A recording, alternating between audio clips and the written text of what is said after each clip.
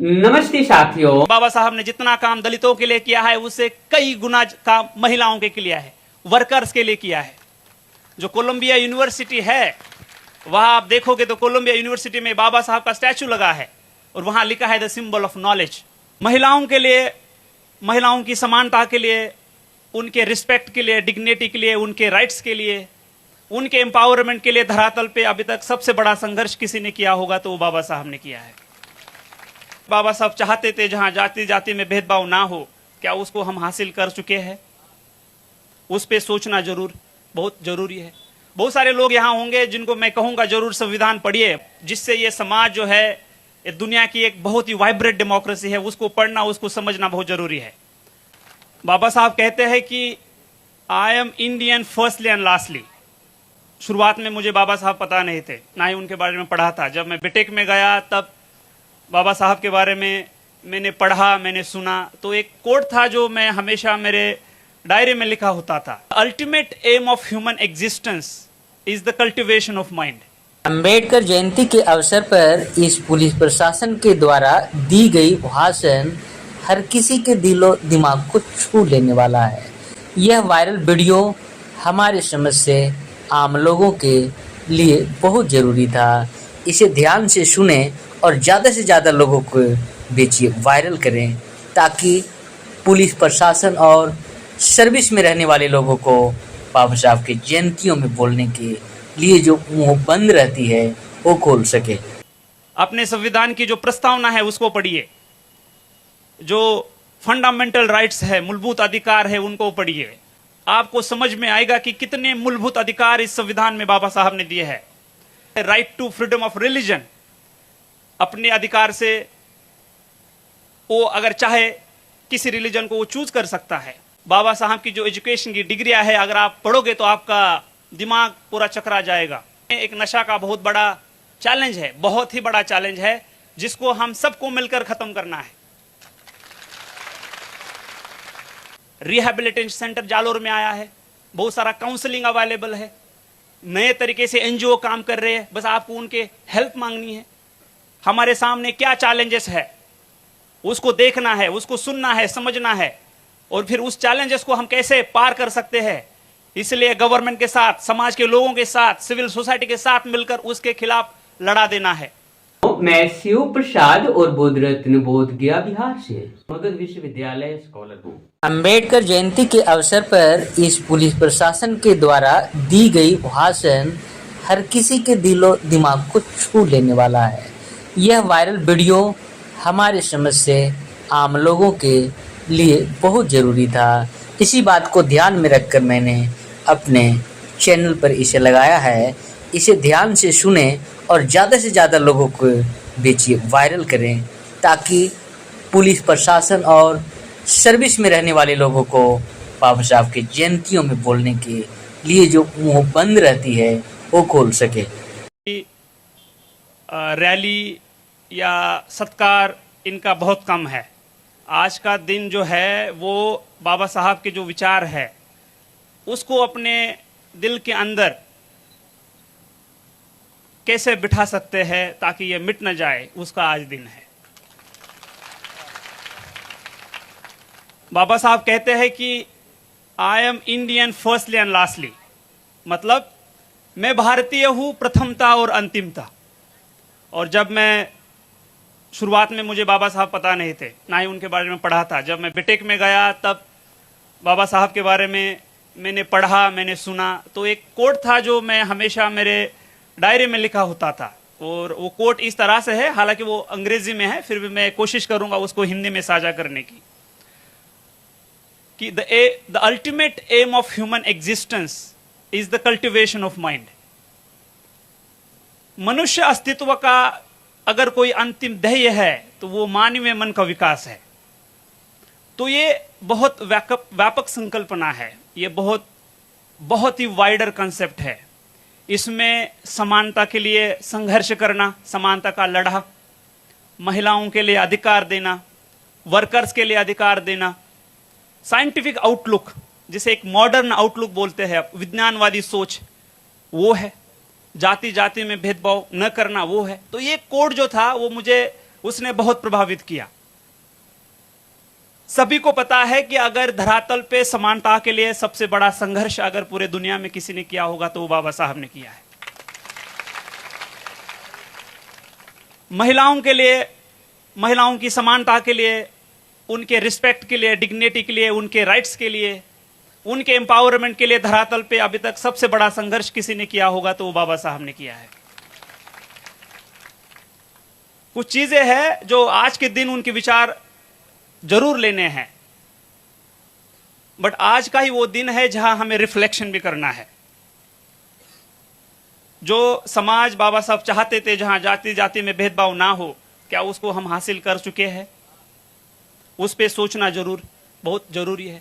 बहुत सारे लोग यहां होंगे जिनको मैं कहूंगा जरूर संविधान पढ़िए, बट उनके पास ना उतना टाइम होगा। बट मैं जरूर कहूंगा कि अगर आपको किस परिस्थिति में संविधान बनाया गया, किस तरह से संविधान बनाया गया, किस तरह की चीजें संविधान में है जिससे ये समाज जो है, ये दुनिया की एक बहुत ही वाइब्रेंट डेमोक्रेसी है, उसको पढ़ना, उसको समझना बहुत जरूरी है। अगर आपके पास टाइम नहीं तो आप जरूर अपने संविधान की जो प्रस्तावना है उसको पढ़िए, जो फंडामेंटल राइट्स है, मूलभूत अधिकार है, उनको पढ़िए, directive principle of state policy है, उनको पढ़िए। आपको समझ में आएगा कि कितने मूलभूत अधिकार इस संविधान में बाबा साहब ने दिए हैं।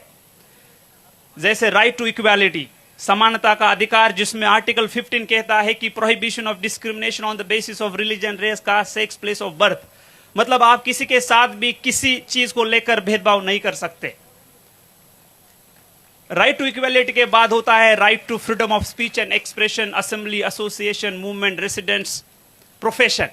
मतलब आपको अधिकार दिया है, आपको बोलने का अधिकार दिया है, बोलने की आजादी दी है, आपको ऑर्गेनाइजेशन, एसोसिएशन फ्रेम करने की आजादी दी है। ये बहुत ही मूलभूत और फंडामेंटल चीजें हैं जो समाज में अगर कोई कम्युनिटी है या कोई समाज में व्यक्ति है, उसकी जो राइट्स है, उसका जो एक डिग्निटी है, उसकी जो लाइफ है, उसके लिए बहुत जरूरी है।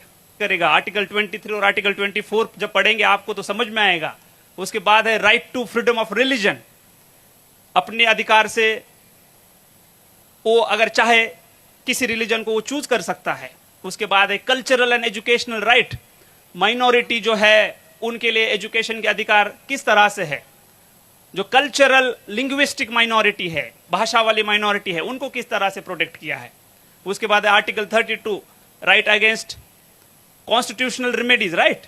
तो ये जो बहुत मूलभूत और फंडामेंटल अधिकार है जो संविधान में दिए हैं, जो संविधान की अगर प्रस्तावना आप देखोगे तो उसमें कहा है कि we the people of India, we the people of India having solemnly resolved to constitute India into a sovereign, socialist, secular, democratic republic and to secure to all its citizens justice, social, economic, political, liberty of thought, expression, belief, faith and worship, equality of status and opportunity, and to promote among them all fraternity, assuring the dignity of the individual and unity and integrity of the nation in our Constituent Assembly this 26th day of November 1949 to hereby adopt and enact and to give ourselves this constitution। तो ये विचार है, ये विचार लेना है, ये बहुत जरूरी है। संविधान की प्रस्तावना को समझना है, संविधान में जो मूलभूत अधिकार दिए हैं उनको समझना है, यह बहुत जरूरी है। आज के दिन बाबा साहब को अपने दिमाग में लेना है, दिल में लेना है। यह बात आप भली बात समझिए, यह बहुत जरूरी है आने वाले समाज के लिए। बाबा साहब ने कहा एजुकेट, तो देखना है कि अपने समाज में कितने लोग हैं, गरीब है, किसी भी वो जाति या कम्युनिटी के हो सकते हैं। क्या एजुकेशन के बारे में क्या कदम उठाए जा रहे हैं। क्वालिटी एजुकेशन देने के लिए समाज किस तरह से साथ आता है, लोगों तक क्वालिटी एजुकेशन आप किस तरह से पहुंच सकते हैं। गवर्नमेंट में डिफरेंट स्कीम्स और पॉलिसीज लाई है, उसको अपन इफेक्टिवली लोगों तक कैसे पहुंचा सकते हैं, तो इसके बारे में जागरूक होना बहुत जरूरी है। जहां भी बात आती है बाबा साहब की, तो एक खेदजनक बात है कि अभी भी बाबा साहब को दलितों में रखा जाता है। बल्कि पता है कि बाबा साहब ने जितना काम दलितों के लिए किया है उससे कई गुना काम महिलाओं के लिए है, वर्कर्स के लिए किया है। जो कोलंबिया यूनिवर्सिटी है, वहां आप देखोगे तो कोलंबिया यूनिवर्सिटी में बाबा साहब का स्टैचू लगा है और वहां लिखा है द सिंबल ऑफ नॉलेज। बाबा साहब की जो एजुकेशन की डिग्रियां है, अगर आप पढ़ोगे तो आपका दिमाग पूरा चकरा जाएगा। कर रहे कि बच्चों को पढ़ाए। आज इस सांचौर में आप देखोगे तो आप हमारे सामने एक नशा का बहुत बड़ा चैलेंज है, बहुत ही बड़ा चैलेंज है, जिसको हम सबको मिलकर खत्म करना है। हमारे जो युवा है, इन युवाओं को बताना है आपको कि ये जो चीज है ये उनके लिए कितनी घातक है। वो अपने खुद का सेल्फ कंट्रोल लूज कर देते हैं, उनके चलते उनकी फैमिली परेशानी में रहती है, घर में आर्थिक संकट आता है, वही फिर नशा करने के बाद समाज में जाके क्राइम करता है, अशांति होती है, भय होता है। तो इन चीजों को रोकना होगा। जो हमारे लोग इसमें ऑलरेडी है उनको उससे खींचना होगा। रिहैबिलिटेशन सेंटर जालोर में आया है, बहुत सारा काउंसलिंग अवेलेबल है, नए तरीके से एनजीओ काम कर रहे हैं, बस आपको उनके हेल्प मांगनी है। जो लोग इसमें जाने की संभावना है, जो 12th है, डिग्री है, उनको रोकना है, उनको पहले जागरूक करना है, उनको अवेयर करना है। उसके बाद जो लोग प्रत्यक्ष और अप्रत्यक्ष रूप से इसको बढ़ावा दे रहे हैं, नशीली पदार्थ की मुनवार कर रहे हैं, नशीली पदार्थ सप्लाई कर रहे हैं, एमडी, स्मैक, गांजा, अफीम, डोडा, इसको किसी भी हालत में बर्दाश्त नहीं करना है। अगर आपने आज ये ठान लिया, बाबा साहब के जयंती के अवसर पर आपने ये ठान लिया कि मैं इस नशा को खत्म करूंगा, आने वाले मेरे बच्चों का फ्यूचर सुरक्षित करने की जिम्मेदारी अपने हाथ में है, और ये जिम्मेदारी अगर आपने उठा ली तो आज ये जयंती सेलिब्रेट करने का पूरा मैं बोलूंगा कि सफल हो गया, सार्थक हो गया। यहां आके घोषणा देके या सत्कार करके वापस बिल्कुल नहीं जाना है। यहां आने के बाद बाबा साहब के विचार जो है वो दिल में लेना है, दिमाग में लेना है। हमारे सामने क्या चैलेंजेस है उसको देखना है, उसको सुनना है, समझना है, और फिर उस चैलेंजेस को हम कैसे पार कर सकते हैं। इसलिए गवर्नमेंट के साथ, समाज के लोगों के साथ, सिविल सोसाइटी के साथ मिलकर उसके खिलाफ लड़ा देना है। मैं जब तक यहां हूं तब तक पुलिस प्रशासन का पूरा सहयोग रहेगा।